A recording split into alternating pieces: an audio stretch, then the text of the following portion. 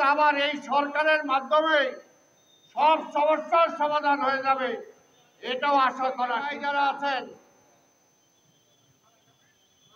তাদেরকে কোনো রাজনীতি কোনো দলের সদস্য হওয়া উচিত না। সরকারও আশা করা ঠিক হবে না যে আমরা সব সংস্কার করেই একটা সমাধানে নিয়ে তারপরে নির্বাচনে যাব।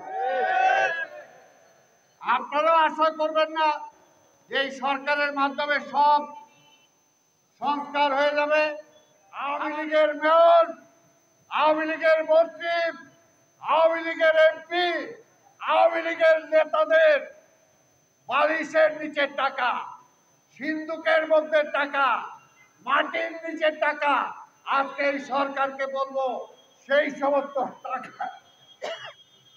সমস্ত টাকাগুলো আগে উদ্ধার করতে হবে, করেই আমাদেরকে সামনে এগিয়ে যেতে হবে।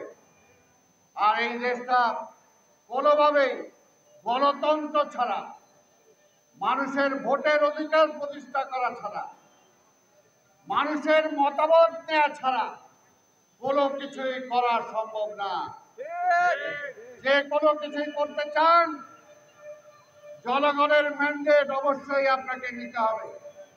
তাই আমরা বলবো এই সরকার একটি রোড ম্যাপ যাতে ঘোষণা করেন এবং রাজনৈতিক দলগুলোর সাথে আলোচনা করে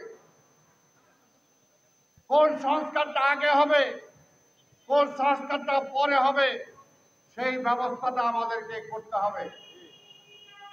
অনতিবিলম্বে এই নির্বাচন কমিশন, আমরা আশা করছি আজকের মধ্যে পদত্যাগ করলে এই নির্বাচন কমিশন পুনর্গঠন করতে হবে। এমন নির্বাচন কমিশন সংস্কার সহ তারা কিভাবে একটি গ্রহণযোগ্য নির্বাচন করতে পারে সেটার জন্য বিভিন্ন রাজনৈতিক দল, বিভিন্ন পেশাজীবীর মতামত নিয়ে এই সরকার নির্বাচন কমিশনকে ঢালাওভাবে সেজে তাদেরকে সেই দায়িত্ব বুঝিয়ে দেবে যাতে তারা এখন থেকে কাজ শুরু করতে পারে। প্রত্যেকটা সেক্টরে আজকে ব্যবসায়ীদেরকেও নিয়ে বসে প্রত্যেকটা শিল্প প্রতিষ্ঠান, আমরা বলবো প্রত্যেকটা শিল্প প্রতিষ্ঠানকে চালু করতে হবে।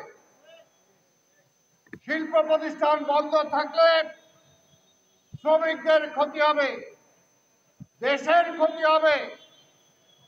আমরা এক্সপোর্ট ইম্পোর্ট করতে পারবো না। আমাদের রেভিনিউ কমে গেলে অর্থনীতিতে ধস নামবে। আমরা জানি যে দেশে অর্থনীতির অবস্থা খারাপ। অর্থনীতিকে গড়ে তুলতে হলে আপনার রাষ্ট্রের জন্য, মানুষের জন্য কাজ করবেন। আমরা চাই না ব্যবসায়ীদের মধ্যে কোনো সিন্ডিকেট থাকুক।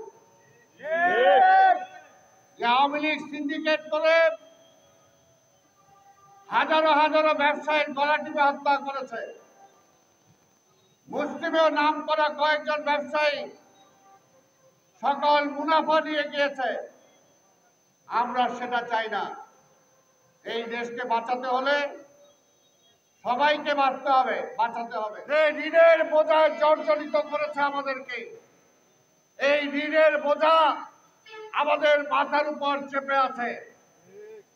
আমি বলবো এই সরকারকে অনতিবিলম্বে ওয়ার্ল্ড ব্যাংক, এশিয়ান ব্যাংক সহ যে সমস্ত রাষ্ট্র আমাদেরকে ঋণ দিয়েছে তাদের কাছে অনুরোধ পাঠানোর জন্য।